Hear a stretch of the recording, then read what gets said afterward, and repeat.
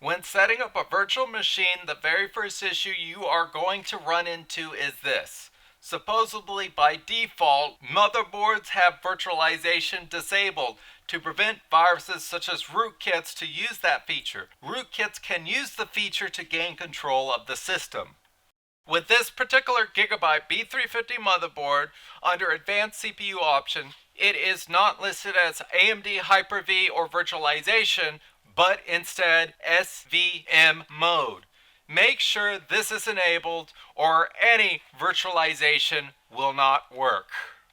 After enabling the virtualization, create a new virtual machine in VMware, or you can use another program like VirtualBox. Make sure you have the install disk as an ISO. If not, you have to set it up using a program like Daemons Tools. Next, you need to add the serial number, username, and password. You can leave blank. You can always enter the serial key later after the install, however. Name it something you can remember and make sure it's on a fast drive with enough storage. You need at least 60 gigabytes for the virtual machine. It's better to start disk as a single file unless if you plan on transferring the virtual machine to a different computer.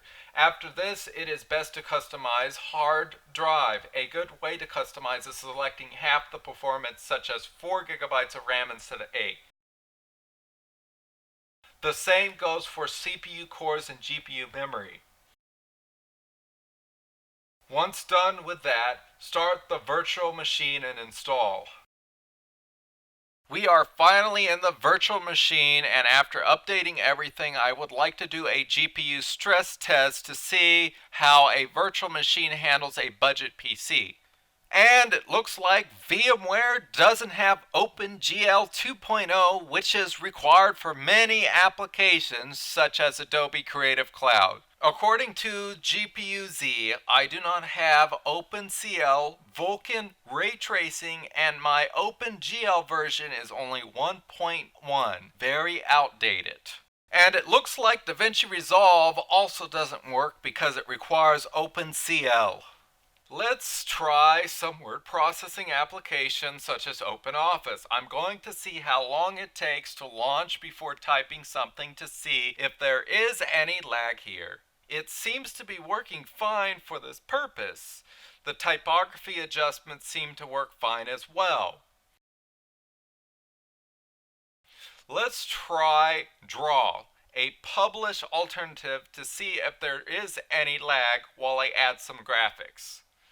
Now it looks like there is some struggle here, but it's not that noticeable.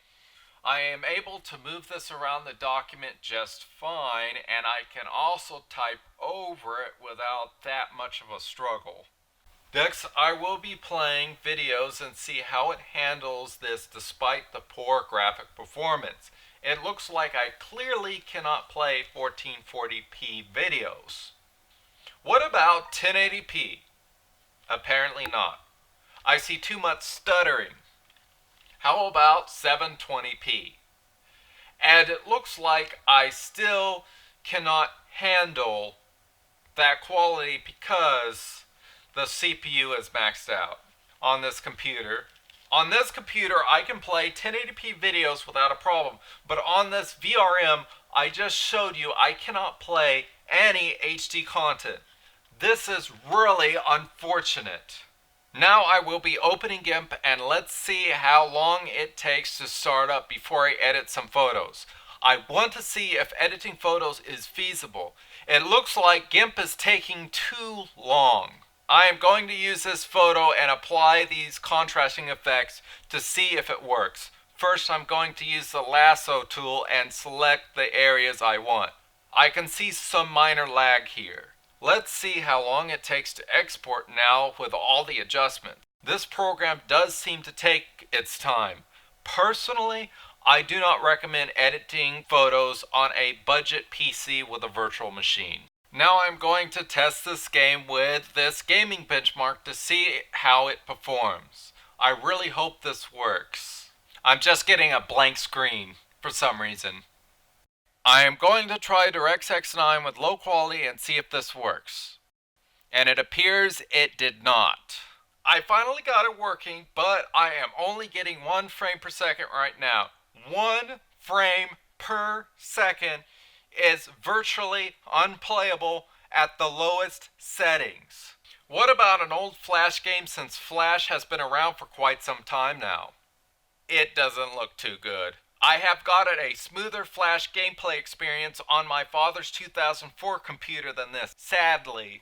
What about trying to edit a 1080p video? Obviously, you cannot play the video smoothly. There appears to be a frame counter that shows I am only playing the video at about 4 frames per second.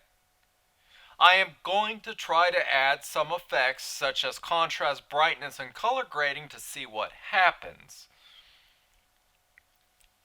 After all this, it looks like an estimated rendering time is 20 minutes for only a 3-minute video.